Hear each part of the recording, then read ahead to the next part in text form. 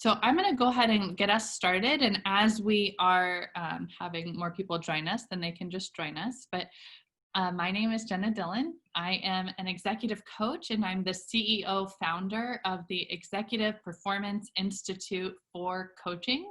And so what that means is myself and one of my lead trainers, Roberta Coco, are here to give you the second of 3-part series to this webinar series. With our company, what we do is we are all professional development experts training trainees to become and develop themselves into being executive coaches.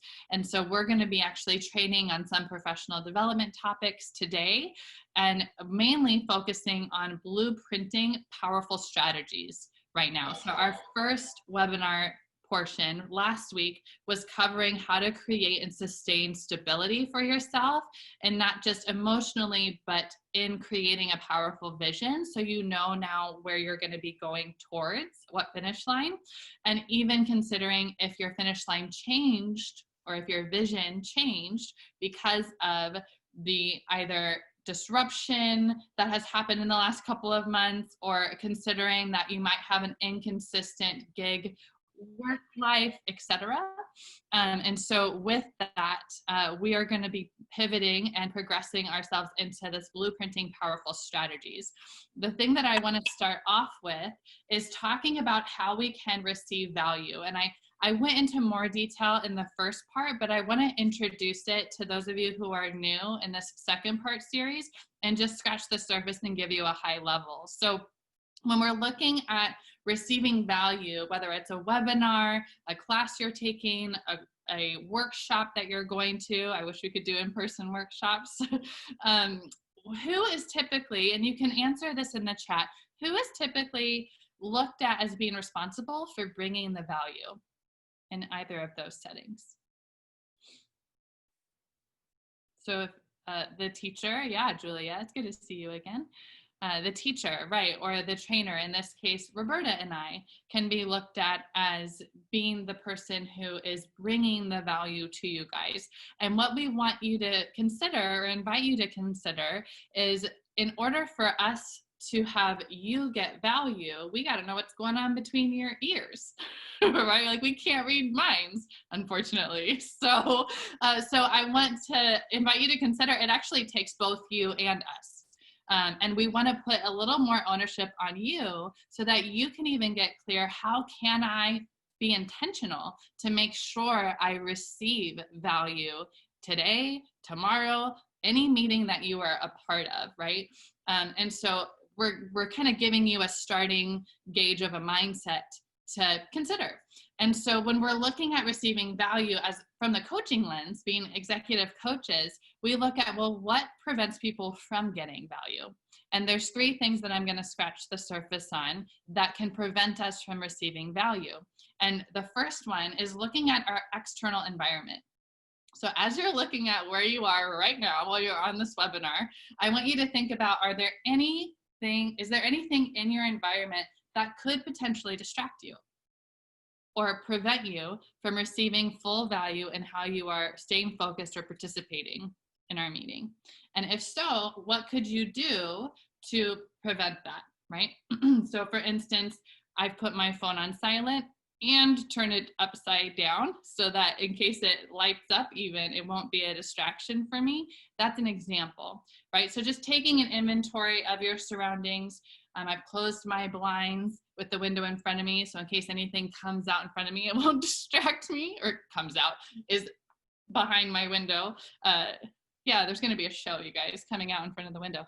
Okay, so anyway, there's external environments that can distract you, right? The second thing to consider is our internal state, and I would call that stress, and where our emotions are, both from actually emotional stress is one component, physical stress is another component. Like first thing that comes to mind, I remember having a lot of physical stress when I've gotten in car accidents, and the pain is a distraction.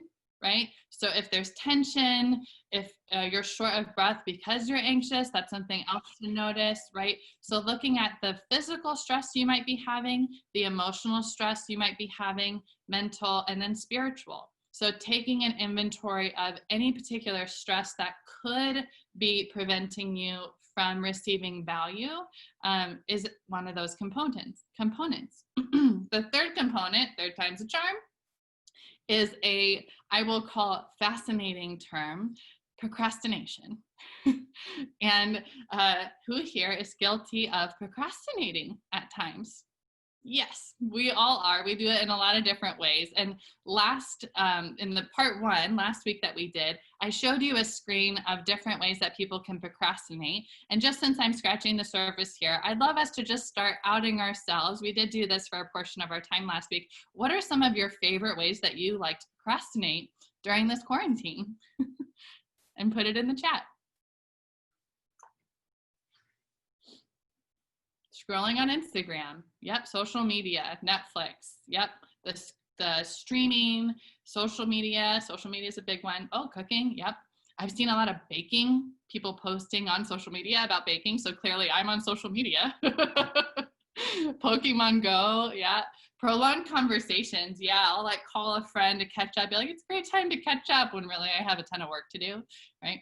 Great. So these are great outings, I will call them. We're outing ourselves and just putting it on the table of what our go-tos are. Now, I'm actually going to be talking today about procrastination in more detail.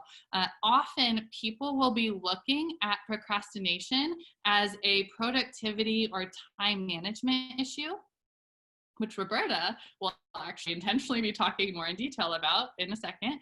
But I want you to think about procrastinating is actually not an issue around productivity or time management, but it's actually based off of research that scientists, psychologists have uncovered. It's actually an emotional component.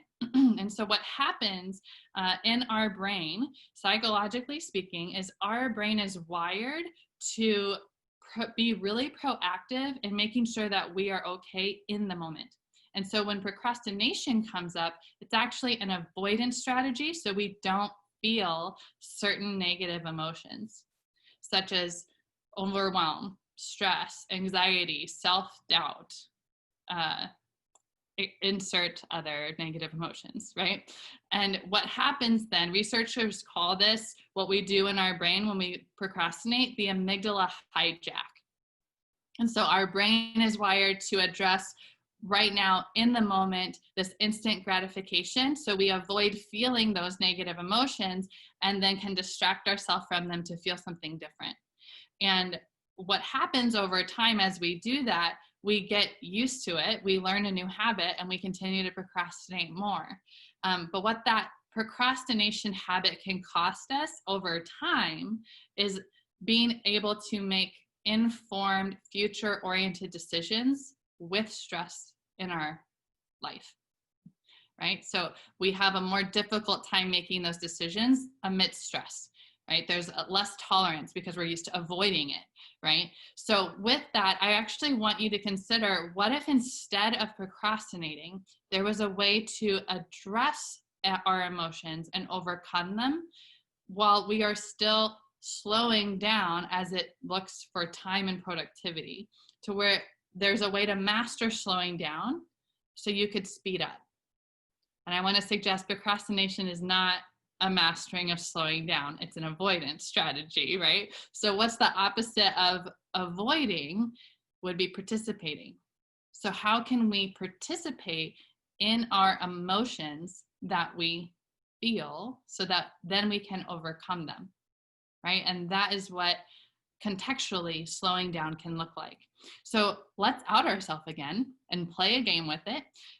Based off of your go-to procrastination tactics that we also cleverly do, what emotions have you felt lately as to why you've procrastinated?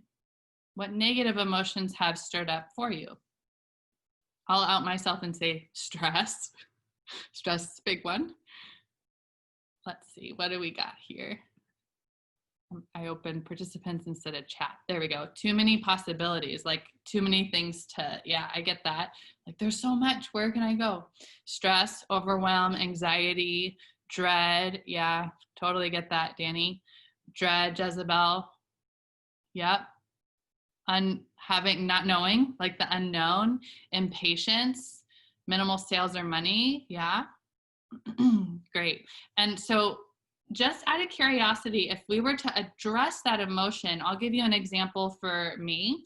How do we overcome it? So one of my feelings that I've had during quarantine is overwhelm, right? And my brain, I wear different hats. I'm a coach, I'm a CEO, I'm also a relative and a friend. And even going into my responsibilities and standard that I hold myself, my brain can quickly go from hat to hat and go very quickly, and then I get overwhelmed. And I realize it's because my brain is going so fast. So for me to address slowing down and address that emotion of overwhelm would be me going, oh, it's because my brain is going fast, so I got to slow my brain down. So let me meditate is something I might do, or let me just close my eyes and take 3 deep breaths, right? So for you, I'd love for you to think about what's that emotion that you put on the chat, and how can you effectively slow down to overcome that emotion. And think of this as like an option. Like this is experiment 1. There's probably 4 options that you could think of for yourself, but what would 1 be?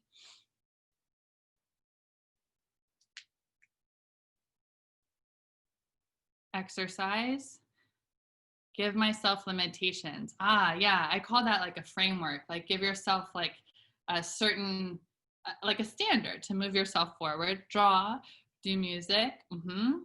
Great, Joey. Bringing that artistic, creative side. Meditate. Great, meditate. Let's see if we have a couple more. Find a good mantra. Yeah, that even gets me thinking. Sometimes people will visualize like being on the real beach. Oh, I think some of the beaches got open, but when they were closed, being on the real beach, right? Hearing the waves, thinking of smelling the salt, all of that it's a way to have your mind focus and overcome an emotion that you're feeling, right? Great. So moving into mastering slowing down so that we can speed up. Ironically, even though we've been talking about procrastination being an avoidance strategy to negative emotions such as stress, ironically, our brain is required to have some form of minimal stress in order to move us forward in any capacity. So that's interesting. So I want to invite you to think about how can we master this way of slowing down and be able to manage a certain amount of stress to move us forward. And this is where I want to actually show a chart in a second for you guys. There was a study done by University of California, Berkeley, and these researchers, scientists, were actually intentionally wanting to target a specific group of people where they were high up leaders or executives in these large corporations. And what they wanted to find people that had those leadership roles where they had a lot of responsibility and there was a high standard for them to perform and do quite a bit, yet they were still remaining quite calm through having these high standards on themselves. So that was their target group. And from there, what they found in studying them and researching them is that they were able to find that there is with moderate intermittent levels of stress, here's the kicker, with moderate intermittent levels of stress, it peaks performance. It peaks performance. And we, Roberta and I, in our Executive Performance Institute for Coaching company, we specialize in peaking performance. We work with high performers and we create them into epic performers where they're inventing results that haven't yet been done by anyone, right? So this is our specialty here. So I want to invite you to think of this as the art of creating urgency for yourself, where there's a healthy amount of stress that you create for yourself that can peak your ability to perform better, or even better than you ever have, because you also effectively slowed down. So with that, I'm going to share a visual for you. I'm a visual learner, so I hope you like this, where you can see, and this is from the study that they did, I pulled this picture from it, where with moderate levels of stress, it creates this optimal performance. But if we have too much of that stress, then we get strong anxiety or have a complete meltdown, and our performance completely drops, right? We don't want meltdown. We don't want strong anxiety. We want that window, that gray window right there that is the mastery of urgency and is the mastery of performance, right? So I wonder how you can think about, how can I create that urgency, right? Or what vision from week 1 that we did last week, what vision would be enticing and motivating for me to go after and see if I can accomplish it? Let's set up some strong, healthy parameters to get me to go there, right? So with that, speaking of strategy to get you to go there, I'm gonna have Roberta take the floor and talk about how to maximize your bandwidth. Take it away. Thank you. Well, as Jenna said, my name's Roberta Coco, and I'm also an executive performance coach. Today, we want to look at increasing our bandwidth.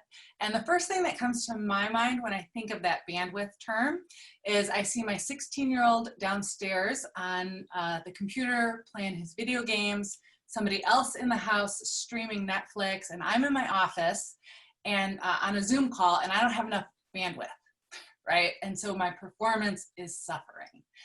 And so when I relate that term into the bandwidth that I can generate in my own performance, there's a couple of components that tie into this.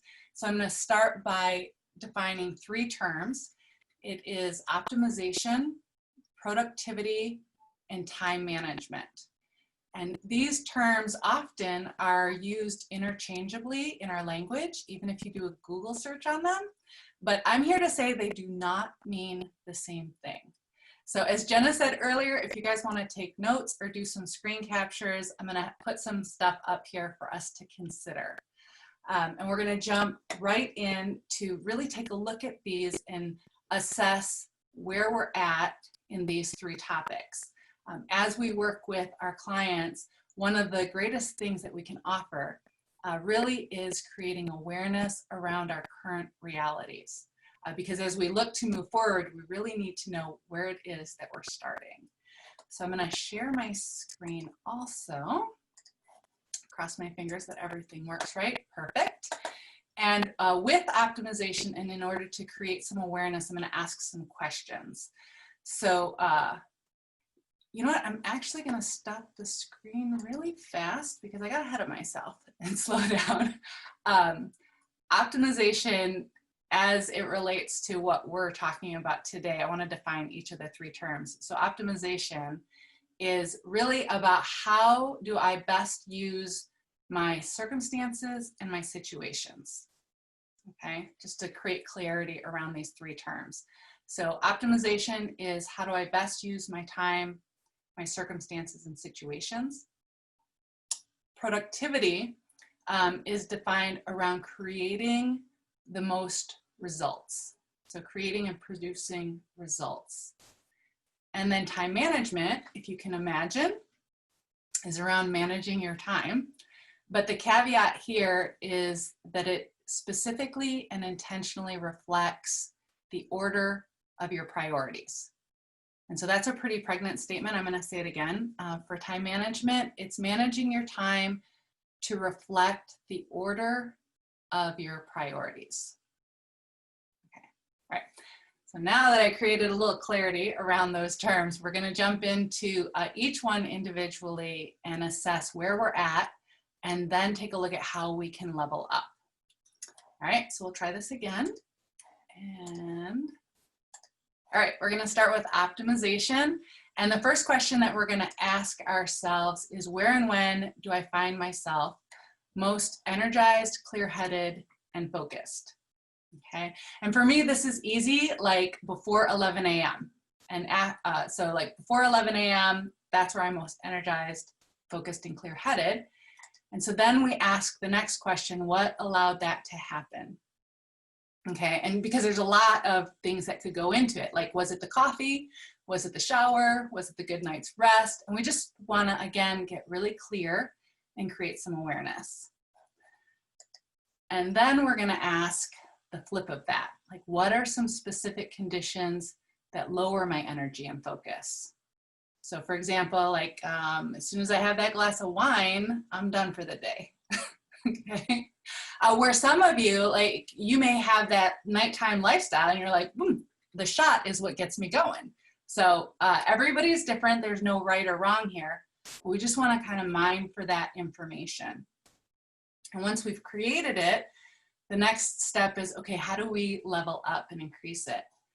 So we're going to ask ourselves, where and when can you insert into your life activity that will create and allow your optimization to go up? Okay, and so like, where is it or when is it that you could create activity and allow your optimization to level up? Then we're going to go into productivity. And the first question here that we're going to ask to get some awareness is, what areas am I able to create high level of results quite naturally? And so it just comes to me naturally. And then the second question would be, what areas do I create a high level of results because of training and or practice? And I thought about this in a previous life. I was an editor. And so when I would receive like a new job from a new client, maybe it would take me 3 hours to do that. But then oftentimes I'm doing that same job for him 2 or 3 times a week or 2 or 3 times a month. And all of a sudden my 3-hour task, I could get it down to about 30 minutes just because of practice. It's like, don't tell the client, but we just increase our productivity when we practice. And so then flipping these two things, we'll ask the next question, which is, what areas are my results lower because it doesn't come naturally to me? And then what areas of my results are lower because I'm out of practice, like I'm rusty? So we're just developing some awareness around what comes naturally and what comes through practice, or the flip of that, and how it relates directly to the amount of results we create. All right. And then these data points will help us answer the next question to level up, which is, where could you, with intentionality, leverage your natural ability or intentionally build and develop skills that increase your productivity? Okay. I'll give you guys a second if you're writing that down, but again, we're thinking about natural ability and practiced and developing skills. And then the next one is the fun one, time management. All right, and as we said before, this is managing our time around specifically the order of our priorities. I'm going to stop the share for a second because it's more fun to look at you. As it relates to time management and priorities, you guys might not believe this, but these are some of the #1 complaints our clients come to us. Like, how can I manage my time better? And what I want to say is there's a process. And if you slow down and do the steps with me in a second, we're going to have a lot more success. But oftentimes we get out of the process or we go after it too quickly. Okay, so we'll go back to the screen. The first question we want to ask is, what are your priorities? Okay, and we just want to list those out to kind of take an inventory. And don't worry about ordering them yet. Just worry about getting them on the page. And then the second question will be, how can you organize or list those priorities based on what's important? And again, I don't want you to stumble or get gummed up with a specific order. If you look at your priorities and you think, well, these 3 are my top priority, perfect. And then maybe these 2 are my second priority. We just want you to find ways that resonate with you and allow you to list them in the order of importance. And then we take a look at our schedule and ask, does our schedule reflect this order and these priorities? And I like to think of pulling up the Google calendar and kind of seeing all those dots and filled in blanks, and all of a sudden you might be realizing like, I've got a lot of stuff on here that doesn't actually reflect what's most important to me. Or maybe you start to realize the way that I organize my calendar is based on, well, I thought I was supposed to spend X amount of time on this activity or X amount on that activity. And it doesn't, again, reflect your priorities. So the way that we do this, or the way that we level up in our time management, is to ask ourselves what would need to change. And last week, as Jenna said, we talked about getting really clear on your vision. And this is where our vision, again, it's always important, but it comes into play because as you look at how you spend your time and leveling up and increasing your bandwidth, you want to consider your vision.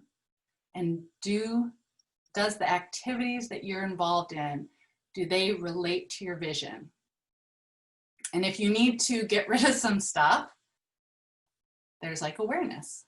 Or maybe you need to delegate, or maybe you need to start automating, creating different systems so that you don't have to spend that much time on those activities. So I'm going to stop the share. And I have a friend who thinks you can automate everything. And I'm always like, no, you can't. And he's like, yes, you can. And then of course I'm like, no, you can't. So if you're like me, and when I said, well, automate or delegate, you're like, that's irrelevant.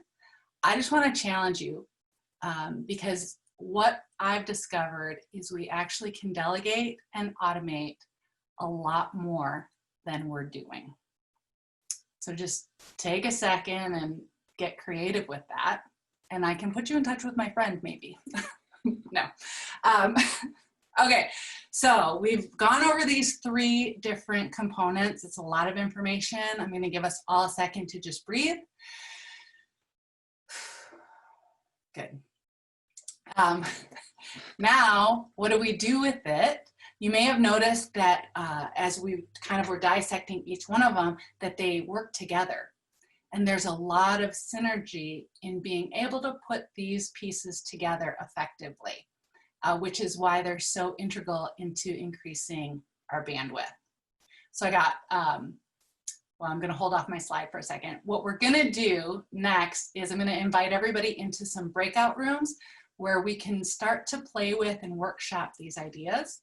Because if you're like me, as soon as you kind of find some new information, you're like, I want to do it.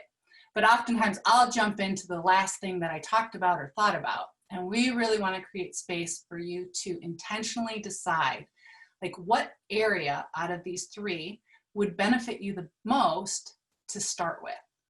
Because you can't level up all 3 at once, right? So we're going to take a look at the optimization, the productivity, and the time management. And I'm going to slip into the last slide here. And if you love a Venn diagram, happy birthday, there it is. And in the middle, you'll see the sweet spot when all of these are playing effectively together. That's where your maximum power and potential lays, okay? And then these are the questions when we go out into the breakout room. And if anybody's never participated in a breakout room, I'll give you a quick snapshot of what's gonna happen. Your screen in a couple moments is gonna kind of blip out, and then you're going to generate and populate together into a small group. 5 minutes later, you won't have to do anything. The same thing will happen again. Your screen will go blank, and you'll generate and populate back here with us, and we'll be ready to go. But while you're in that room, these are the 2 questions we want you to talk about and discuss and create some value. And I really want to invite you guys to share, because the amount of participation that you're willing to invest in will directly increase the amount of value you create for yourself and for everyone there in the room. So the more you can kick this around together, the better. So the number 1 question, what would you like to level up in? And then the number 2, What will you experiment with this week to implement those ideas? Because insights are fun. They're fantastic. And they fool our brains into thinking that something's happened. But unless we tie those ideas to actions, nothing actually changes. So get clear on what it is you're going to do in the next week. And whoops, just gonna, there we go. All right, so are you ready to break out? I'm gonna say on your mark, get set, buckle up, and I'll see you in 5 minutes. And we're back. Hello. Hello, everyone. So I'd love to, I'm the Bring It Back girl, by the way. I was coined that from part 1 last week. So I'm the Bring It Back girl. You're welcome for bringing you back to the breakout room. And I'm gonna ask everyone in the chat if you can just tell me, like, how was that? Like, what were some of the things? Were you inspired by what someone said? Did it bring up new ideas? How was that discussion? Eye-opening? Awesome, good.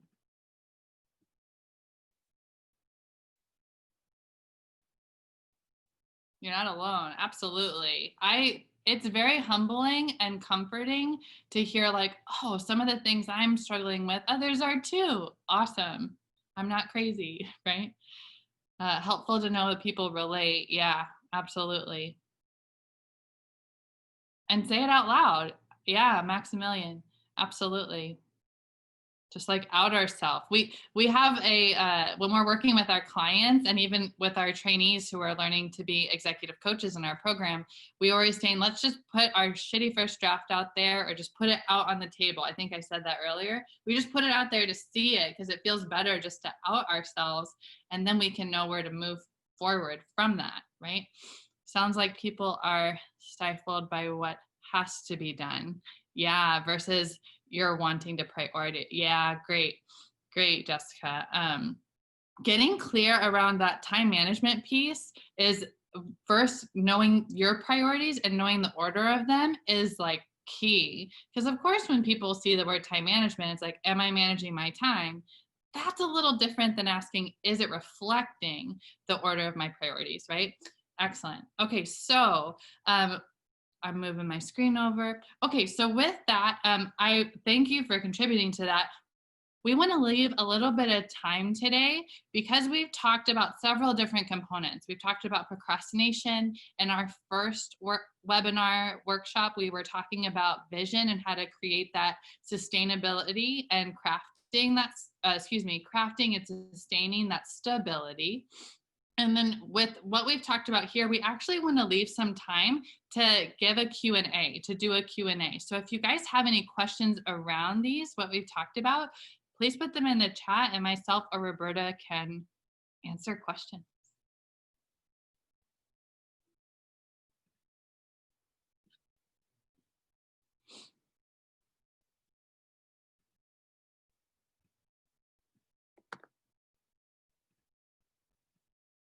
This is always an interesting art on a webinar. If I may just out myself, I'm like, I don't know if people are thinking and then writing them and going, how long should I wait? You know, because like right as I pivot, there's going to be a question in the chat. So how about this? What I will do, and if there's questions that come up, I'll answer them. Roberta and I have one more webinar next week. That's our part 3. And we would love to make sure that we are bringing value and how we can continue to bring value to you. So I'm going to put in our chat. Oh, I didn't see Julia. Oh, okay. I will answer that question in a second, Julia. Thanks for telling me, or thanks for putting that in. What I just put in the chat to everyone is a survey that we would love to have you fill out so that we can get some feedback from you and know not only how to serve you in the future, but specifically for our 3rd part next week. That's the same day and time for our part 3. And just to give you guys an insight, if you didn't see it in any of the promo, what we're going to focus on now that we've gotten clear on blueprinting strategies is how to master a leadership mindset. Even if you're leading yourself, that is leadership, right? so that we can implement mindset and strategy together to help create what we mentioned earlier, epic performers, rather than just high performers or high achievers, right? So that's what we're going to be focusing on and pivoting on. But I will put that survey in there, and then you'll also get an email after our webinar today with the survey in case you don't get a chance to click on it. But I'll address some questions. So how do you hold yourself accountable to doing the things? That is a great question. Roberta, do you want to answer that? I know it's not a one size fits all, but just to kick it around, like ping ponging here between you and I.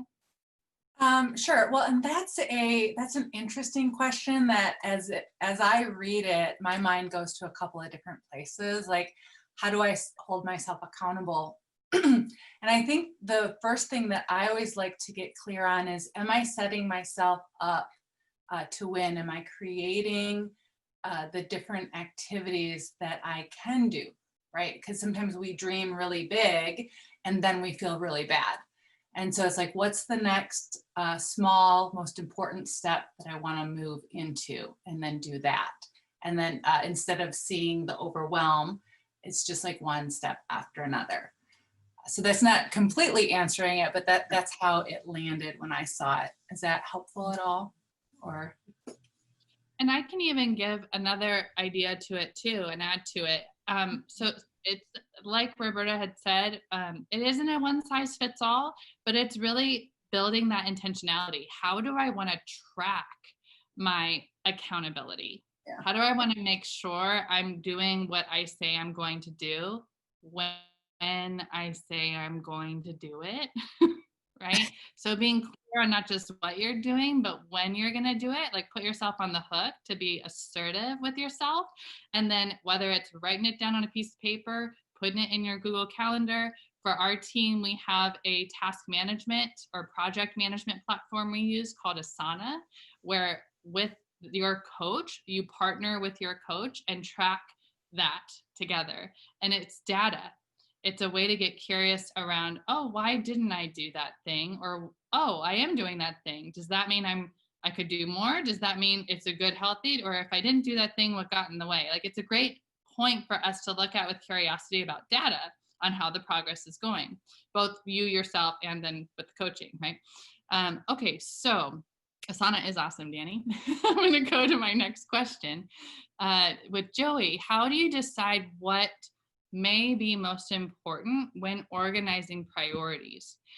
Great. This actually relates to part of what we talked about in our first webinar, and that's your vision. Your vision can reflect your choices in deciding what is priority, right? So think of like overall vision for your life, because obviously we have a professional world, career, etc., and then we have like personal world, right? And so we have priorities in both. So what does balance look like? One of the things that it's a personal like pet peeve is when people are like, I want work-life balance. I'm like, great. What is that for you? Like, what actually is that? What does that look like? Literally, because that is subjective to everybody. So to get clear on that and putting that in your vision so that you can attain that and know if you've hit that, then that can actually tell you, oh, here's how I can lay out my priorities. Roberta, do you want to add anything to that? I kind of just took that question over. Yeah, no, that was great. I mean, I get a lot of clarity in my own life of anchoring back into what my vision is, and then noticing when I have competing visions, and that helps me to, again, identify like what's most important just by first recognizing that there's something going on. Mm-hmm. Yep. Great. And then I think I saw another question, Maximilian. How do you keep focused on finishing your task when a shiny new opportunity presents itself in the middle of it? That's a great question, because that can happen to all of us. Even if if we have the gig world, that can happen. If we don't have the gig world, a project or an enticing opportunity, whether it's a task or a project, can come up. So to stay focused, I think any time that you have that happen, it's a moment for you to assess, what am I committed to? again, it's looking at your vision as a grounding component. It's a grounding tool is another way to say that, where it's going, what am I committed to? Do I just want the shiny penny because it's going to make me feel good? Or is that a part of my vision? Do I put that in? And then how do I renegotiate my time accordingly, right? If the answer is yes. So the questions are bubbling up. Do you want to add anything to that, Roberta? Yeah, this is one of, because I love a shiny penny. It's sort of like candy. It's really easy for me to get distracted. And I don't know if this is appropriate, but we're all grown-ups. So I'm just going to share one of my, I have this sign. Okay. And it's just on my computer. So when I feel myself getting kind of distracted or even overwhelmed or like I'm losing focus, I just look at this and I'm like, oh yeah, what's the vision? And sometimes it's the vision for that hour or that day or the overarching, but it's like snapping myself back into what my vision is, and then how do I want to move? Julia asked you to show it again. Oh, really, Julia? Okay. Let's see. And now you can tell that I have atrocious handwriting, but yeah, so it's just, there you go. Okay, so then Roberta, do you want to take the next question? Sure. How often might you revisit what your goals are so that you can effectively prioritize daily, weekly, and monthly? Yeah, Danny, that's a great question. And again, a lot of what we do is intentionally, individually focused on you. So that would be a great question for you to answer. How often would it be valuable? Because we don't want to make work just to make work, but based on what you have prioritized and then looking at how you're feeling and the results that you're creating could be an indicator of when you need to check back in. Mm-hmm. And I'll just add a little bit to that. So we can, when we do Q&As as coaches, we can get asked, and this is a great example of what do you recommend would work, right? And we as coaches are open to giving ideas, but we don't necessarily want to prescribe something specific, because there is a concept that we really hone in on. We want to coach our clients, be it individuals, teams, companies, on how we can partner with them while they are learning how to be their best problem solver. Because it isn't a one size fits all. So we get curious around what would be most helpful for that person, and call this experiment 1 and see if it worked, right? And then imagine that as a team, what works for that team might work different for another team. So we partner with them, and imagine then every time we meet with our clients, they are used to being more productive. They're increasing their bandwidth as they continue to work with us, because that's a never-ending journey, right, of being your best problem solver and learning how to do that. So, which makes it fun for us. I'm a creative, by the way. Roberta and I both have creative backgrounds, so we really like this idea of getting creative and playing in the coaching space. So it's very much, we're right and left brain oriented. It's very much why we work with both creatives and right and left brain oriented people. Okay, so with that, we're a little over, but hopefully this brought you guys a lot of value. It was really fun to see all of you. We're going to do our part 3 next week, and I will send an email out just with that survey again, or you can copy it in the chat. And thank you so much. Looking forward to seeing you next week. Oh, we will ask you to re-register for the 3rd one, because there will be a new Zoom link for that. So thank you guys. Looking forward to seeing you again next week, and have a wonderful rest of your day.